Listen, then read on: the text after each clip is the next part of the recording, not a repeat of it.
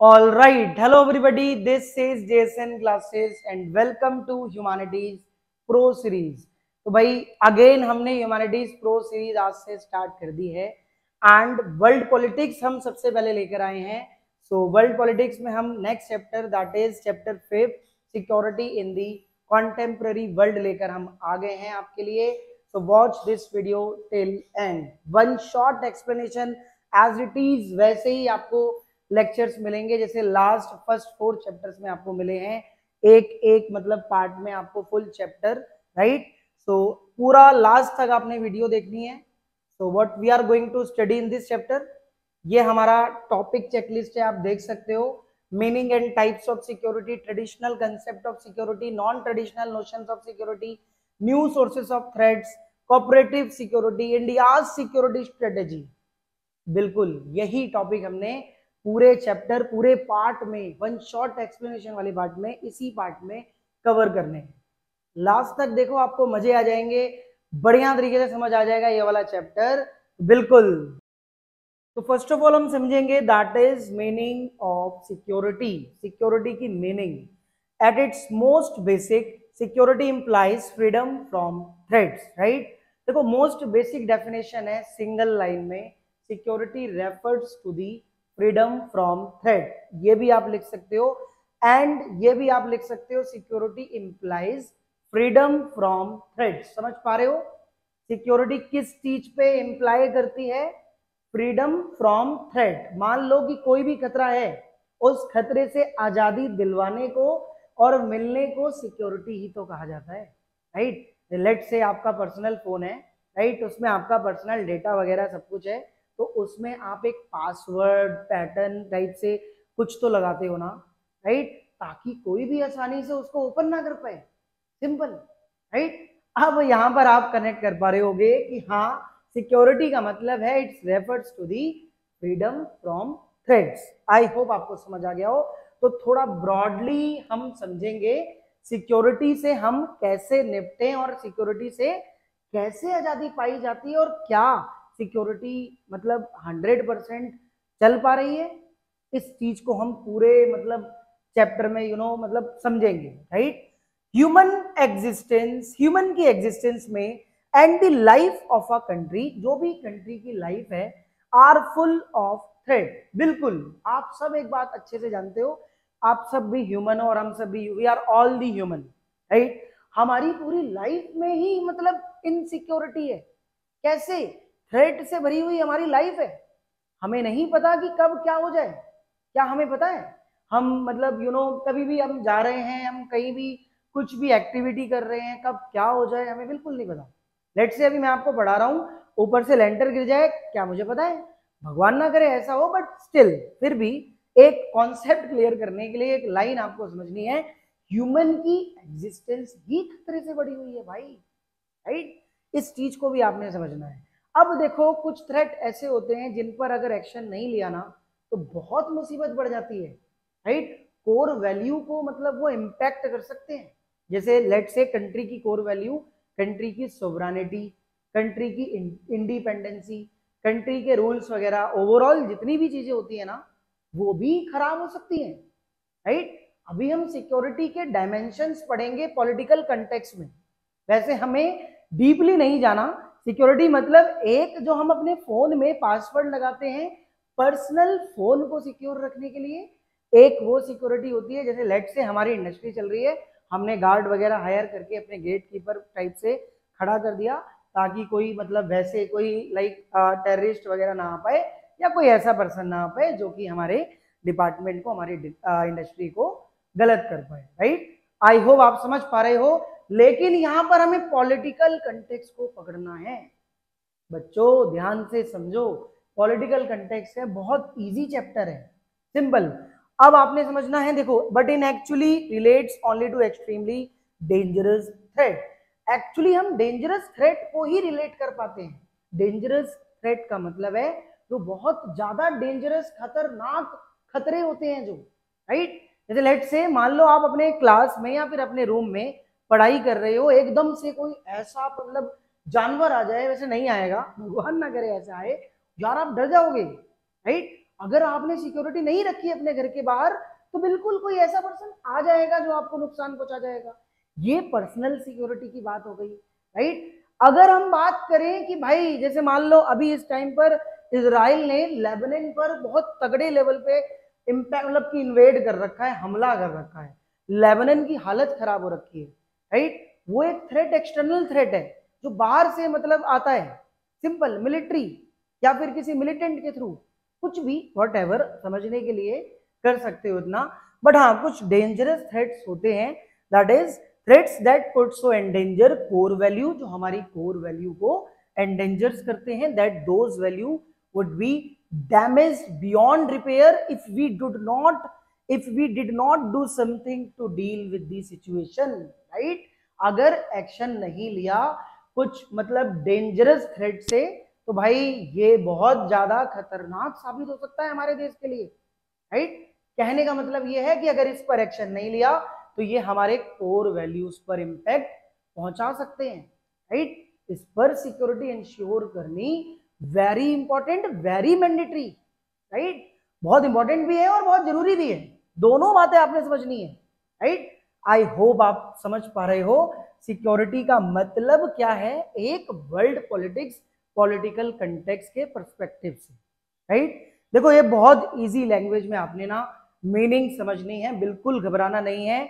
इसी तरह से आपको ना अभी आने वाले चैप्टर्स भी मैं प्रोवाइड करने वाला हूँ, राइट। अगर आपको लग रहा हो ना कि बिल्कुल भाई समझ आ रहा है, राइट, आप सिर्फ एग्जाम में ही नहीं भाई पूरे लाइफ टाइम कनेक्शन हम आपके साथ बैठाएंगे, और जो भी आप फ्यूचर में अगर आपको कहीं किसी सिलेबस में किसी सब्जेक्ट में प्रॉब्लम आ रही हो तो भाई हम हियर हैं, हम हैं, डोंट वरी, राइट। इस तरीके से हम आपको गाइड करेंगे, राइट। सो अब बात करेंगे सिक्योरिटी के टाइप्स की, राइट। सिक्योरिटी के टाइप्स की हम बात करते हैं। देखो इन शॉर्ट सबसे पहले आप समझो सिक्योरिटी आर टू टाइप्स, मेरी तरफ आपने देखना है। Security are two types, first traditional notions, second non traditional notions. अब आप लोग सोच रहे होंगे सर ये क्या मतलब, सर समझ नहीं आ रहा। ट्रेडिशनल का मतलब है जो बहुत पुराने समय से नोशंस देखे जा रहे हैं, राइट, पुरानी धारणाएं। नोशंस का मतलब जो एक मतलब पुराने टाइम से नोशंस चलता आ रहा है ना कि खतरा भाई इन बेसिस पे देखा जा सकता है, उसे हम ट्रेडिशनल नोशंस कहते हैं। और नॉन ट्रेडिशनल नोशंस का मतलब जो पुराने टाइम से नहीं है, न्यूली टाइम में ही मतलब देखा जा रहा है, सिंपल। गैर पारंपरिक, पारंपरिक, पारंपरिक धारणाएं, गैर पारंपरिक धारणाएं। वीडियो पॉज कर करके सुनोगे तो मजे आ जाएंगे, राइट। तो चलिए पहले एक एक टाइप को अच्छे से यार समझेंगे, बहुत अच्छे से समझेंगे। ट्रेडिशनल नोशंस, सबसे पहला जो ट्रेडिशनल नोशन का सब टाइप है that is external, right. Traditional notion के भी टू सब टाइप्स हैं, ये भी आपने मार्क कर लेना है।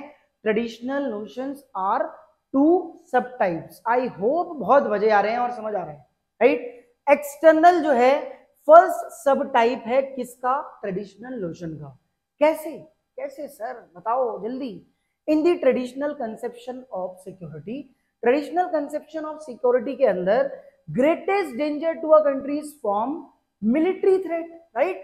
ट्रेडिशनल कंसेप्शन ऑफ सिक्योरिटी के अंदर जो सबसे ज्यादा खतरा देखा जाता है ना वो मिलिट्री थ्रेट की फॉर्म में देखा जाता है, राइट। मिलिट्री थ्रेट का मतलब जैसे मैंने आपको लेट से बताया इजराइल ने लेबनान की हालत खराब कर रखी है, वो एक एक्सटर्नल अटैक है, राइट। मतलब जो बाहर से देखा जा रहा है, ओरिजिनेट हो रहा है, इमर्ज हो रहा है, कुछ भी कह सकते हो भाई, right.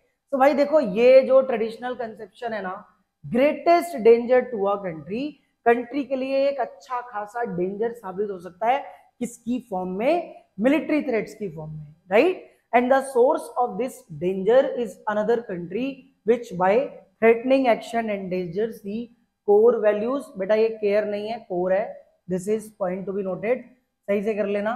Core values of sovereignty, independence, territorial integrity.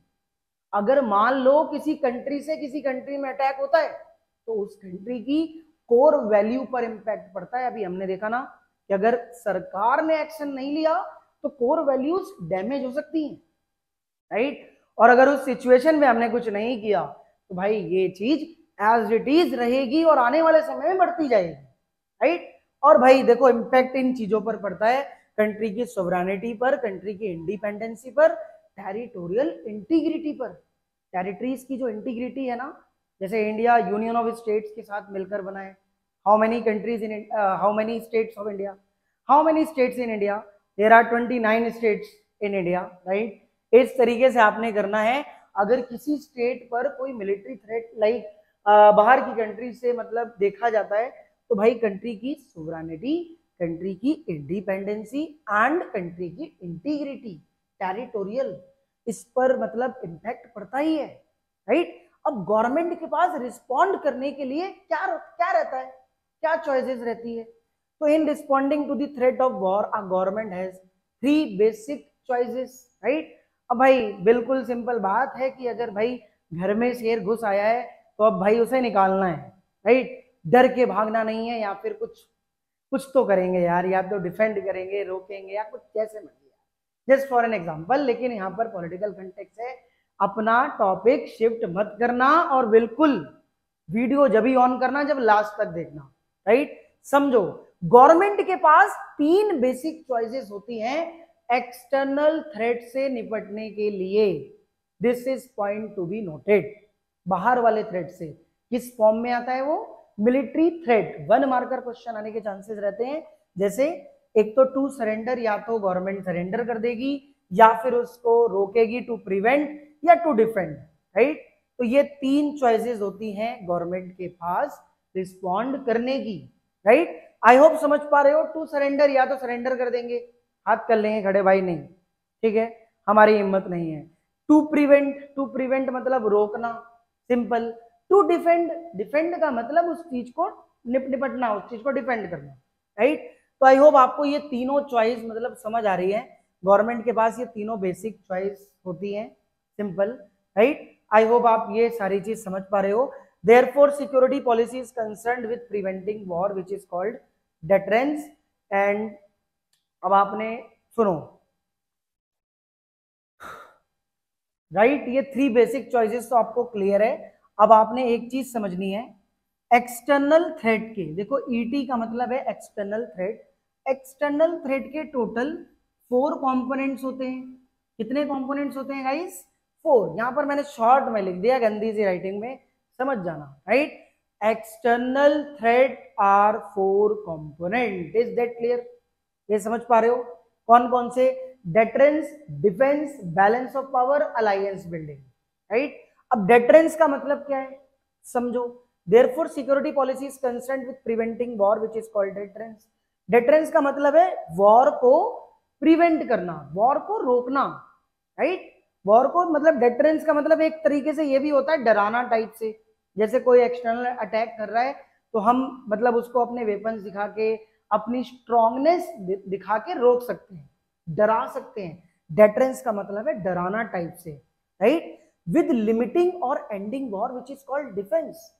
War को लिमिट करना, एंडिंग करना, उसको डिफेंस कहते हैं, राइट। जैसे मैंने बोला कि भाई गवर्नमेंट के पास ना 3 चॉइसेस होती हैं, तो उसके बाद आपको 4 कंपोनेंट भी समझने पड़ेंगे।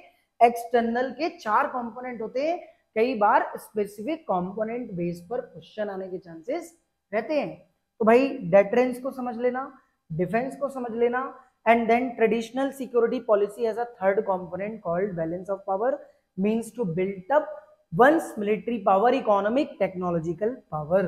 बैलेंस ऑफ पावर में क्या होता है कि जितनी भी इकोनॉमिक, टेक्नोलॉजिकल पावर होती है वो सारी मिलके बैलेंस का काम करती है, पावर बैलेंसिंग करती है, राइट। यहां पर मतलब यही है कि ये जो सिक्योरिटी की पॉलिसी है ना, ये थर्ड कंपोनेंट है जिसे बैलेंस ऑफ पावर कहते हैं, जिसका मतलब है to build up once military power, एक मिलिट्री पावर को बिल्ट अप करना एंड देन उसे बैलेंस करना।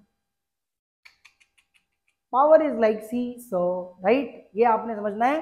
तो थर्ड जो कंपोनेंट है वो कौन सा है? Balance of power. I hope समझ आ रहा हो। लास्ट कंपोनेंट क्या है? Fourth and related component of traditional security policy is alliance building. भाई आप जैसे मान लो आप स्टूडेंट हो, कई बार बच्चे ना गैंग बनाते हैं। जैसे मान लो राहुल एक क्लासमेट है, 12th स्टूडेंट है, वो कहीं निकलता है, उसको लोग घेर लेते हैं। अब राहुल ऑलरेडी गैंग में चलता है भाई, वो सिस्टम है भाई, एलविस यादव है ना वो वाला। तो भाई गैंग ना कई बार हेल्प कर जाती है, जैसे कहते हैं ना भाईचारा, उस टाइप से अलायंस बिल्डिंग होनी चाहिए। अब अलायंस बिल्डिंग में क्या होता है, alliance is a collision of states, state के कोलिजन का alliance that coordinate their action to deter और डिफेंड अगेंस्ट मिलिट्री अटैक। जैसे मान लो 4 कंट्री ने मिलकर अलायंस बनाया और भाई किसी अदर कंट्री से कोई मिलिट्री थ्रेट इमर्ज होता है या अटैक होता है, तो ये अलायंस ऑलरेडी बना हुआ है, ये मतलब उनके अगेंस्ट में अटैक कर सकता है, मिलिट्री अटैक के अगेंस्ट में। आई होप आपको समझ आ रहा हो कि भाई अलायंस बिल्डिंग क्यों जरूरी है, ये कंपोनेंट क्यों होना जरूरी है, ये कंपोनेंट क्यों होना जरूरी है, ये कंपोनेंट क्यों होना जरूरी है, एंड ये मतलब 4 कंपोनेंट सिक्योरिटी पॉलिसी के क्यों होना जरूरी है, इसलिए ताकि वो डेटरेंस डरा सके, डिफेंस एंडिंग वॉर, वॉर को एंड कर सके, balance of power, military powers को बैलेंसिंग कर सके, अलायंस बना सके, मिलिट्री अटैक के अगेंस्ट लड़ सके, right. External security are 4 components, is that clear? Traditional notions पूरा क्लियर है भाई बच्चों, बढ़िया से क्लियर है, राइट। तुम्हारा ये भाई ना, जो भी मान रहे हो आप भाई या फिर सर, राइट, ये भाई पॉल साइंस में अच्छे मार्क्स और अच्छी नॉलेज कैसे लेनी है पूरे इसी चैनल पे एंड ऑफ दी, जब तक आपका एग्जाम नहीं हो जाता कुछ ना कुछ तो भाई लाता रहूंगा, राइट, कुछ ना कुछ तो लाता रहूंगा। पसंद आए ना तो शेयर और कमेंट जरूर करना भाई, अगर कुछ भी लगे अच्छा या गंदा जो भी है कर देना यार, एक्सेप्टेड है बिल्कुल। तो अब हम देखेंगे ट्रेडिशनल नोशन का ही second type, that is internal, right. तो अब हम ट्रेडिशनल नोशन का ही सेकेंड सब टाइप्स कर लेना, ये इंटरनल नहीं है, इंटरनल कर लेना स्पेलिंग में, राइट, INTERNAL, इंटरनल, आप पॉइंट को समझ लेना। तो एशिया एंड अफ्रीका, ये जो कॉन्टिनेंट है, newly independent countries faced security challenges, right. Asia और अफ्रीका जो न्यूली मतलब इंडिपेंडेंट कंट्रीज मतलब उस टाइम पर जब हुए थे ना, सिंपल, तो इन कंट्रीज ने सिक्योरिटी चैलेंजेस फेस करे थे। एशिया कॉन्टिनेंट के अंदर जो एशिया में जितनी कंट्रीज हैं उन्होंने तो अलग चैलेंजेस फेस करे सिक्योरिटी को लेके, इनफैक्ट अफ्रीका कॉन्टिनेंट ने भी सिक्योरिटी को लेके चैलेंजेस फेस करे थे, right. And the new countries face the prospect of military conflict with neighbouring countries, जैसे न्यूली इंडिपेंडेंट कंट्रीज थी ना, उन्होंने मतलब अपने नेबर कंट्रीज के साथ मिलिट्री कन्फ्लिक्ट को क्या करा, मतलब फेस करा एक तरीके से, ये जो मिलिट्री के लेवल पे कन्फ्लिक्ट होते थे ना उसे फेस करा न्यूली कंट्रीज ने नेबरिंग कंट्रीज के साथ। जैसे एशिया, जैसे लेट से एशिया कॉन्टिनेंट में आप देख सकते हो कॉन्टेम्प्रेरी साउथ एशिया में हम ऑलरेडी पढ़कर आए हैं, India Pakistan conflict, India Bangladesh conflict, India Sri Lanka conflict, India Nepal conflict. तो न्यूली इंडिपेंडेंट कंट्री ना अपने नेबरिंग कंट्रीज के साथ में मिलिट्री कन्फ्लिक्ट भी फेस करती है, तो ये भी एक सिक्योरिटी चैलेंजेस हुआ internally, right. And for another, इसके अलावा they had to worry about internal military conflict with neighbouring countries, right. और वो वरी भी थे अपने नेबरिंग कंट्रीज को लेके, राइट, क्योंकि एक फॉर एग्जांपल बांग्लादेश में जैसे मान लो इंडियंस भी थे, लेकिन इंडियंस के साथ अत्याचार देख सकते हो आप कैसे हो रहा था, राइट। और एक और बेस्ट एग्जांपल है श्रीलंका का। अब जो इंडियन तमिल्स गए थे श्रीलंका में, क्या उन्हें मतलब राइट्स मिले वहां पे? इंडिया ने तो पीस कीपिंग फोर्सेस भी उतार दी। तो ये सारी चीजें मतलब इन चीजों को लेके भी ना वरीड थे, न्यूली कंट्रीज वरीड थी। तो हम ये कह सकते हैं कि भाई इंटरनल जो चैलेंजेस थे ना न्यूली इंडिपेंडेंट कंट्रीज में, लाइक एशिया कॉन्टिनेंट की कंट्रीज में या फिर अफ्रीका की, तो इन्होंने बड़े बड़े चैलेंजेस फेस करे, राइट। इसमें मिलिट्री कन्फ्लिक्ट को ना की टर्म मार्क कर लेना, कई बार ना आंसर याद आ जाता है इन चीजों का अगर हम ध्यान रखते हैं, राइट। वैसे तो आपको यही समझना है कि जो खतरा कंट्री के अंदर ही देखा जाता है, किसी भी कंसर्न को लेके, किसी भी चिंतन को लेके, वो इंटरनल मतलब इंटरनल थ्रेट के उसमें आ जाता है, सिंपल, या फिर इंटरनल सिक्योरिटी टाइप्स के उसमें आ जाता है, simple. Internal wars now make up more than 95% of all armed conflict fought anywhere in the world, right? पूरे मतलब वर्ल्ड के पर्सपेक्टिव से हम ये देख सकते हैं इंटरनल वॉर्स मतलब 95% से भी ज्यादा देखा गया है, राइट? ये भी हम एक पॉइंट याद कर सकते हैं। एंड बिटवीन 1946 एंड 1991, 46 और 91 के बीच there was a 12 fold rise in the number of civil wars. मतलब अब ये आपने समझना है 46 से 91 ईयर के बीच नंबर ऑफ सिविल वॉर्स ना राइज हुए हैं 12 फोल्ड, 12 गुना बढ़े हैं, 12 टाइम्स। भाई इससे आपको पता चल सकता है कि इंटरनल चैलेंजेस भी बहुत सारे थे सिक्योरिटी को लेके, राइट? आई होप आप समझ पा रहे हो ट्रेडिशनल नोशन के दोनों सब टाइप्स। अब एकदम ऐसे याद करना, traditional notion is the first types of security, right? And external और इंटरनल ये दो सब टाइप हैं ट्रेडिशनल नोशन के, सिंपल। अब एक्सटर्नल के 4 कंपोनेंट हैं, difference, defence, balance of power, alliance building. अच्छे से मार्क कर लेना, समझ लेना। एंड देन भाई इंटरनल की बात आ जाती है तो इंटरनल में कंट्री के अंदर जो चैलेंज है ना सिक्योरिटी को लेके, कंटेक्स्ट सिक्योरिटी है। यहां ये मत बोलना कि कंटेक्स्ट कौन सा है, क्या है, कंटेक्स्ट सिक्योरिटी है, राइट? ये आप अच्छे से समझ लेना। आई होप आपको ट्रेडिशनल नोशंस ऑफ सिक्योरिटी अच्छे से क्लियर है। तो अब हम समझेंगे non traditional notions of security, right? It is the second types of security, right? Non traditional notions of security को अच्छे से समझेंगे। Non traditional notions of security go beyond military threats to include a wide range of threats and dangers affecting the condition of human existence, right? यहां पर आपने एक point समझना है कि एक ऐसे खतरे जो ह्यूमन की एग्जिस्टेंस को भी मतलब खतरा पहुंचा सकते हैं, अफेक्ट कर सकते हैं। अब आप मन में सोच रहे होंगे कि ऐसे कौन से खतरे होते हैं जो हमारी एग्जिस्टेंस में हमें इम्पैक्ट डाल सकते हैं, राइट? वही तो पढ़ना है इस टॉपिक में। बट यहां पर आपने एक डिफरेंशिएट करना है सिक्योरिटी के टाइप्स को वर्ल्ड पॉलिटिक्स के पर्सपेक्टिव से। जैसे हमने एक ट्रेडिशनल नोशंस पढ़ा गया, मतलब कि जैसे हमने एक ट्रेडिशनल नोशंस को अंडरस्टैंड किया कि वो खतरे जो ट्रेडिशनली मतलब देखे जा रहे हैं एक्सटर्नली और इंटरनली, यहां पर आपको एक बेंचमार्क मार्क कर लेना है human existence, right?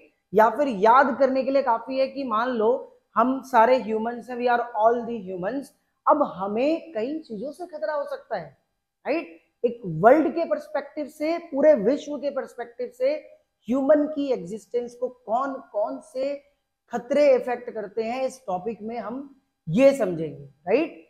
Non traditional notions of security, I hope आपको एक पॉइंट तो समझ में आ गया हो क्या मतलब है इसका, राइट? सिर्फ ये चीज आपने मार्क करनी है, कंडीशन ऑफ ह्यूमन एग्जिस्टेंस को ऐसे डेंजर्स, ऐसे खतरे, खतरनाक खतरे जो अफेक्ट करते हैं, सिंपल, राइट? अब इसमें फर्स्ट जो मतलब पॉइंट रहेगा वो रहेगा ह्यूमन सिक्योरिटी। आई होप सुनते से ही आपको याद आ गया हो और समझ आ गया हो कि ह्यूमन सिक्योरिटी, ह्यूमन की सिक्योरिटी, राइट? क्योंकि हम इसमें ये पढ़ने वाले हैं कि क्या क्या खतरा हो सकता है मानव को। तो ध्यान से आपने समझना है human security, right? It is about the protection of people. इसमें क्या है कि प्रोटेक्शन ऑफ पीपल की बात है, more than the protection of state. जितने भी स्टेट्स हैं मतलब लगभग कंट्रीज के, more than the protection of state type से, कि मतलब ज्यादा से ज्यादा स्टेट में लोगों की प्रोटेक्शन हो सके, right? Because concept of human security argue that the threat agenda, right? जो ह्यूमन सिक्योरिटी का कंसेप्ट है ना, वो किस चीज पर आर्ग्यूमेंट कर रहा है, किस थ्रेट के एजेंडा को आर्ग्यू कर रहा है? Should include hunger, disease, natural disaster.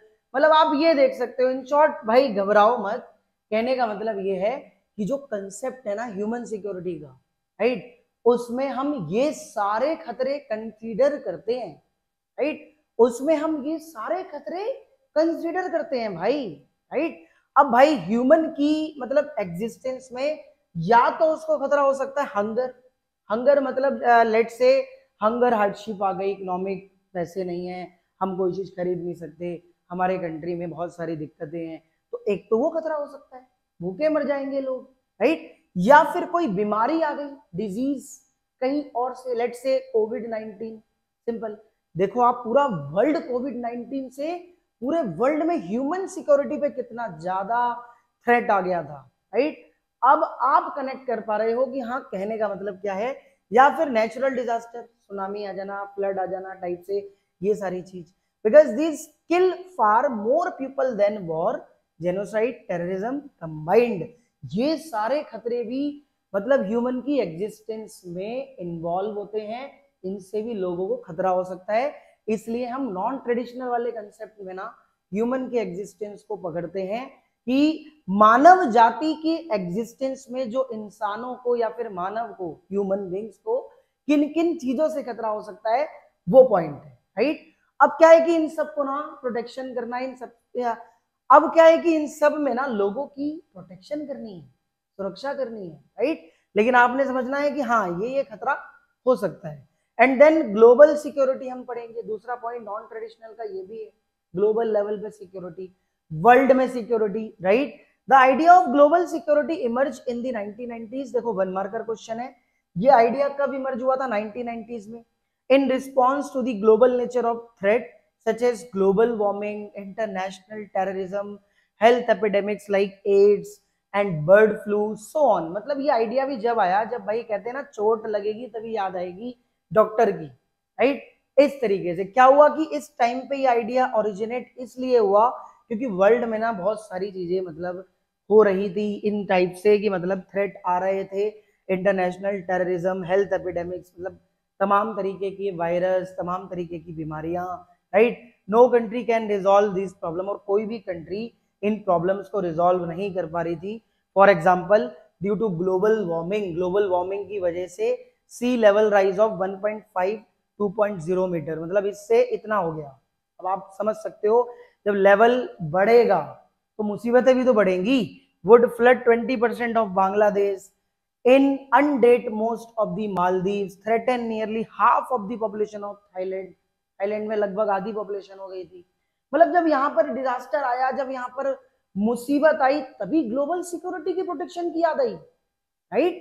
अब जैसे हमें क्या पता था कि कोरोना वायरस आ जाएगा, लेकिन जब से कोरोना वायरस आया तब से कंट्रियां क्या हो गई हैं, अवेयर हो गई हैं, कंट्री की government, management, right. For example, इसको हम एग्जाम्पल के तौर पे ले सकते हैं, राइट। आई होप आपको समझ आ गया हो कि non traditional notions of security में क्या क्या चीजें हैं। एक तो आपने पढ़ना है ह्यूमन सिक्योरिटी, जिसमें ह्यूमन के एग्जिस्टेंस में सिक्योरिटी क्यों इंश्योर करनी जरूरी है, क्यों प्रोटेक्शन जरूरी है लोगों की, राइट, और लोगों को खतरा इन चीजों से हो सकता है। एंड देन ग्लोबल सिक्योरिटी भी बहुत जरूरी है, नहीं तो बहुत सारे बीमारियां या फिर बहुत सारे डिजास्टर्स आने के चांसेस बढ़ते हैं, राइट। अब ये सब कुछ ना नॉन ट्रेडिशनल नोशंस की बात आ जाती है। आई होप आपको समझ आ गया हो। सो अब हम अगला जो टॉपिक पढ़ेंगे वो पढ़ेंगे न्यू सोर्सेस ऑफ थ्रेट्स। मतलब थ्रेट्स के नए नए सोर्सेस कौन से हो सकते हैं, नए नए सोर्सेस। यहाँ पे ना टोटल आपने 5 पॉइंट्स पढ़ने हैं, राइट। देखो नीचे पॉइंट, लास्ट पॉइंट जो आएगा हमारा हेल्थ एपिडेमिक्स आएगा, बट एक एक करके हम समझेंगे। पहले हम 4 पॉइंट को अच्छे से समझ लेते हैं, राइट। देखो यहाँ पर आपको 5 सोर्सेस, मतलब न्यू सोर्सेस ऑफ थ्रेट को अंडरस्टैंड करना है, जिसमें से फर्स्ट है टेररिज्म, आतंक। अब भाई टेररिज्म को न्यू सोर्सेस ऑफ थ्रेट बोला जाता है, क्यों?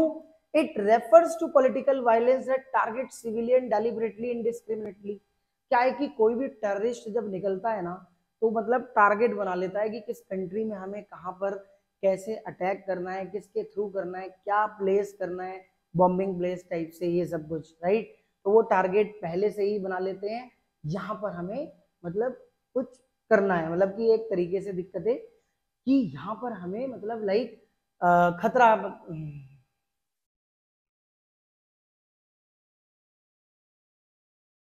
राइट। तो अब हम समझेंगे new sources of threat. New sources of threats में 5 न्यू सोर्सेस ऑफ थ्रेट्स आ जाते हैं। Terrorism, human rights, global poverty, migration, health epidemics, right. ये 5 फिंगर्स में जो मैंने आपको पॉइंट बताया है ना, इसको लिख लेना और माइंड में रखना। पॉइंट आपको याद होने चाहिए, डिफाइन तो आप कर ही दोगे, लेकिन पॉइंट याद होना बहुत जरूरी है, right.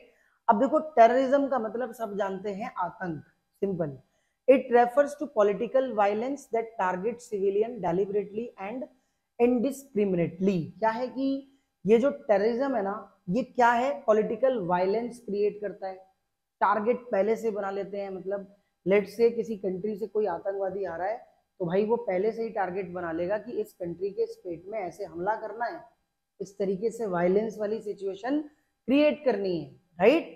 And civilian target are usually chosen to terrorize the public and to use unhappiness of the public as a weapon against national governments or other parties in conflict। देखो आ गई ना बात, क्या है कि ये जितने भी आतंकवादी होते हैं ना, टारगेट बना लेते हैं कि किसी भी जगह पर किसी भी कंट्री में जाकर इन्वेड तो करना ही है, मतलब हमला टाइप से डायरेक्टली नहीं, तो पहले से वो टारगेट बना लेते हैं कि ऐसा हमें इन्वेड करना है जिससे वहां के लोगों को ये लगे कि यहाँ की गवर्नमेंट कर क्या रही है, यहाँ की गवर्नमेंट तो बहुत खराब है, ऐसे ऐसे अटैक्स होते जा रहे हैं। अब आतंकवादी भाई लेट से बता के तो आएगा नहीं कि भाई मैं आने वाला हूं यहाँ पर बॉम्बिंग करने, तो वो तो टारगेट अपना बनाएगा, राइट। लोगों के मन में गलत विचारधाराएं डेवलप हो, इस तरीके से ये सारे आतंकवादी काम करते हैं। जैसे for example hijacking planes, planting bombs in trains, train के अंदर बॉम्ब प्लांट कर देना, एंड कैफेज, मतलब जो भी क्राउडेड प्लेसेस हैं, जितने भी मतलब गैदरिंग प्लेसेस हैं, वहां पर मतलब एक तरीके से बॉम्बिंग प्लेस करना टाइप से। कई मूवीज आपने देखी होगी, राइट, जिसमें क्या है कि ट्रेन में बॉम्ब लगा देना टाइप से या फिर क्राउडेड प्लेस पे लगा देना टाइप से, बहुत सी ऐसी मूवीज आपको मिल जाएगी। तो कहने का मतलब ये भी है कि ये भी एक न्यू सोर्सेस ऑफ थ्रेट की कैटेगरी में आता है, टेररिज्म, राइट। आई होप आपको फर्स्ट तो क्लियर हो। अब सेकंड हम ह्यूमन राइट्स की बात करते हैं, मानव अधिकार। ह्यूमन राइट्स वायलेशन होता है तो वो भी तो एक टाइप से ह्यूमन के लिए खतरा है, राइट। अब जैसे 1975 में इमरजेंसी डिक्लेयर हुई थी, राइट, उसमें क्या है कि जब इमरजेंसी डिक्लेयर हो जाती है, नेशनल इमरजेंसी, तो कॉन्स्टिट्यूशनली प्रोविजन आता है कि भाई लोगों के राइट्स वायलेट हो जाएंगे, इस तरीके से सब कुछ, राइट। कुछ चीजें ऐसी भी होती हैं जो सस्पेंड हो जाती है, तो भाई वहां पर भी खतरा देखा जा सकता है, वो एक एग्जाम्पल है। लेकिन ह्यूमन राइट्स भी एक थ्रेट है। There are 3 types. जैसे पॉलिटिकल राइट्स में हम बात पॉलिटिकल की करेंगे, freedom of speech and assembly. Economic rights में हम सोशल राइट्स ना, इकोनॉमिक राइट्स का मतलब है I have the right to running the business, right, I have the right to run the business, यार मेरे पास अधिकार है बिजनेस को रन करने का, सिंपल। वो एक इकोनॉमिक राइट की कैटेगरी में आ जाएगा, खासतौर से फ्रीडम कंट्री में, राइट। सोशल राइट्स भी अवेलेबल है। Third is rights of colonize people और एथनिक एंड इंडिजीनियस। तीसरा जो राइट है वो कॉलोनाइज पीपल, मतलब कि जो इंडिजीनियस है, आदिवासी टाइप से, उन्होंने भी तो राइट्स की डिमांड करी थी कि उनको भी तो अधिकार मतलब है, कई बार उनको भी तो खतरा फेस करना पड़ता था। जैसे हमने इन्वायरमेंट एंड नेचुरल रिसोर्सेज में indigenous peoples and their rights वाला टॉपिक पढ़ा है, राइट। खैर, ये भी एक न्यू सोर्सेस ऑफ थ्रेट की कैटेगरी में आता है, ह्यूमन राइट्स। आई होप आपको समझ में आ रहा हो कि बिल्कुल ये एक थ्रेट है। अगर किसी के राइट्स वायलेट होते हैं तो लोगों के लिए तो खतरा है ही, सिंपल। ग्लोबल पॉवर्टी का मतलब यही है कि विश्व स्तर पर गरीबी, राइट, क्यों बढ़ती जा रही है, क्योंकि पॉपुलेशन ग्रो होती जा रही है, right. So another sources of insecurity, insecurity के अनदर सोर्सेज ये भी हैं global poverty. Among the world poorest country, अगर हम वर्ल्ड में पुअरेस्ट कंट्री की बात करें तो population is expected to triple in the next 50 year, right. कहा यह जा रहा है, प्रेडिक्शन ये है कि अगले 50 सालों में जितनी भी कंट्री है, मतलब पुअरेस्ट कंट्रीज, यहाँ की पॉपुलेशन ट्रिपल हो जाएगी। और अगर पॉपुलेशन को कंट्रोल नहीं किया, ग्रोथ को कंट्रोल नहीं किया, तो इससे भी तो खतरा इमर्ज होगा, डेवलपमेंट रुकेगी, राइट।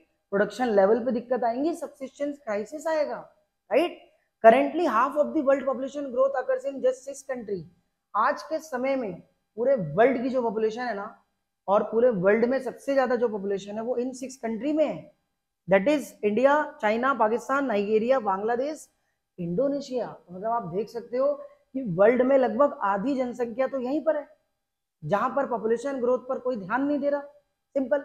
बढ़ते जाने दो, बढ़ते जाने दो, जनसंख्या में वृद्धि होती है तो भाई दिक्कत तो आती है ना डेवलपमेंट में। इंडिया और एशिया, अफ्रीका क्यों नहीं अभी डेवलप्ड हो पा रहे हैं? रीजन दिस, कारण यही है, राइट, सिंपल।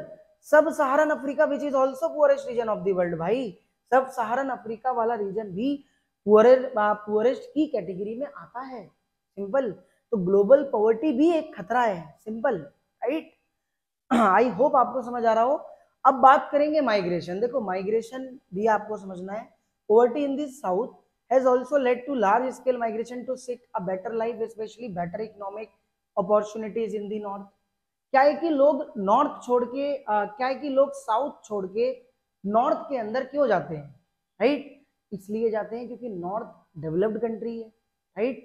वहां पर उन्हें अच्छा लाइफस्टाइल मिल जाता है, वहां पर उन्हें अच्छी अपॉर्चुनिटी मिल जाती है, वहां पर उन्हें लिविंग स्टैंडर्ड मिल जाता है, राइट। रिसोर्सेज तो मिल ही जाते हैं, इसलिए लोग माइग्रेट हो जाते हैं, right. So people who have fled their homes but remain within the national border are called internally displaced people। क्या है कि एक माइग्रेशन होती है कंट्री के बाहर, एक माइग्रेशन होती है कंट्री के अंदर, और जो कंट्री के अंदर माइग्रेशन होती है उसे इंटरनली डिस्प्लेस्ड पीपल कहा जाता है, जिसमें विद इन दी बॉर्डर लोग माइग्रेट होते हैं। जैसे कश्मीरी पंडित कश्मीर से मतलब माइग्रेट हुए थे तो इंडिया में ही सेटल्ड हुए थे अलग अलग जगह पर जाके, right. Kashmiri Pandit that fled the violence in the Kashmir Valley in the early 1990s के स्टार्टिंग में कोई मतलब ऐसी वर्स्ट सिचुएशन क्रिएट हुई थी जिस वजह से कश्मीरी पंडित मतलब माइग्रेट हुए, right. Are an example of internally displaced community. अगर इंटरनली डिस्प्लेस्ड पीपल वाला मतलब अलग से क्वेश्चन बन जाए तो आपने एग्जांपल कश्मीरी पंडित देना है, राइट। ध्यान रखना माइग्रेशन भी एक न्यू सोर्सेस ऑफ थ्रेट की कैटेगरी है, simple. From 1990 to 1995 in year से इन ईयर तक 70 state were involve in 93 wars. 70 state involve थे 93 वॉर्स में, which killed about 55 lakh people. ये डेटा ना कई बार बहुत काम करता है वन मार्कर क्वेश्चन आने के, वन मार्कर क्वेश्चन को सॉल्व करने के और बिल्कुल पॉइंट बढ़ाने के, सिंपल। ये भी आपने मतलब याद रखना है कि 70 स्टेट्स इन्वॉल्व थे कितने वॉर्स में, 93, जिसमें 50 लाख पीपल का तो डेटा था, मर गए थे लोग, किल्ड पीपल का डेटा था ये, सिंपल, सिर्फ 5 साल में, राइट। आई होप आपको माइग्रेशन भी क्लियर हो। अब हम लास्ट बात करेंगे हेल्थ एपिडेमिक्स। हेल्थ एपिडेमिक्स भी एक न्यू सोर्सेस ऑफ थ्रेट है। कैसे भाई, health epidemics such as HIV, AIDS, bird flu, severe acute respiratory syndrome, SARS have rapidly spread across countries through migration, business, tourism, military operation. क्या है कि कोई भी टूरिस्ट पर्पज से एक कंट्री से दूसरी कंट्री जाता है, या फिर एजुकेशन पर्पज से जाता है, या फिर और कोई बिजनेस पर्पज से जाता है, तो उसमें ये तो गारंटी नहीं है ना कि किसके साथ कौन सी बीमारी जा रही है, राइट। कोरोना वायरस ऐसे ही तो स्प्रेड हुआ था, बेस्ट एग्जाम्पल है गाइज, बेस्ट एग्जाम्पल है कोरोना वायरस। उसे याद कर लेना, हेल्थ एपिडेमिक्स ऑटोमेटिकली समझ में आ जाएगा कि बिल्कुल बीमारियां अक्रॉस दी कंट्रीज फैलती हैं, उनसे भी तो खतरा है लोगों को, राइट। बाय 2003 एक मतलब एग्जांपल है 2003 का, an estimate 4 crore people were infected with HIV AIDS worldwide. मतलब इस बीमारी से ना लगभग इतने करोड़ लोग जो थे ना वो इन्फेक्टेड हो गए थे, इन्फेक्शन हो गया था इस चीज से।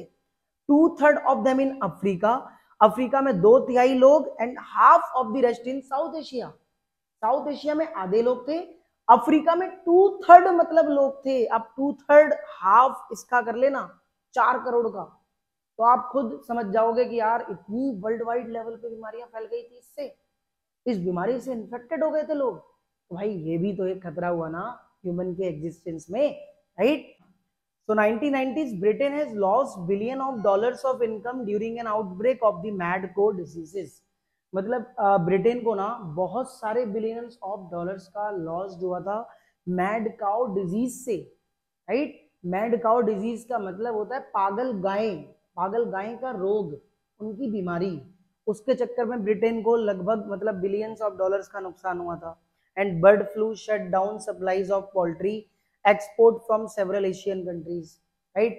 बर्ड फ्लू जैसी बीमारी को देखते हुए भी मतलब इनकी लाइक सप्लाईज वगैरह कोई चीज की, जैसे पोल्ट्री की सप्लाईज हुई ना, इनका एक्सपोर्ट पर भी रोक लगा दिया गया, राइट। क्योंकि हेल्थ एपिडेमिक्स का मतलब तो सिर्फ यही रहता है ना कि बीमारियां बस आनी चाहिए चाहे जैसे आ जाए। तो भाई जब पता चलता है ना कि इसके जरिए बीमारी आ रही है तो थोड़ा सा उस पर इनिशिएट लेना चाहिए, उस पर एक्शन लेने चाहिए, राइट। तो आई होप आप हेल्थ एपिडेमिक्स भी समझ पाए हो कि किस वजह से बीमारी मतलब कैसे फैलती है टाइप से, राइट। नेक्स्ट हम पढ़ेंगे कोऑपरेटिव सिक्योरिटी। तो कोऑपरेटिव सिक्योरिटी भी आपने बहुत अच्छे से समझनी है।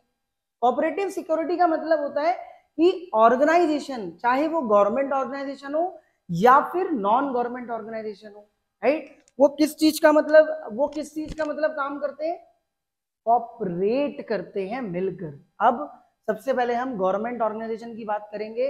वर्ल्ड लेवल पे सिक्योरिटी को इंश्योर करने का काम इंटरनेशनल एजेंसीज भी करती है, जैसे WHO world health organisation, WTO world trade organisation, IMF international monetary fund, world bank, right, developing country को लोन देना टाइप से, इस तरीके से। बाकी इंटरनेशनल ऑर्गेनाइजेशन वाला मतलब चैप्टर आप सुन लो, आपको समझ आ जाएगा एजेंसीज का मतलब, कौन सी एजेंसी कब क्रिएट हुई, क्या क्या वगैरह सब कुछ, राइट। लेकिन आपको यहाँ पर एक चीज समझना है कि it is the government organisation. अब सिक्योरिटी को इंश्योर करने का काम खाली गवर्नमेंट ऑर्गेनाइजेशन नहीं करती, नॉन गवर्नमेंट ऑर्गेनाइजेशन भी करती है भाई, NGO।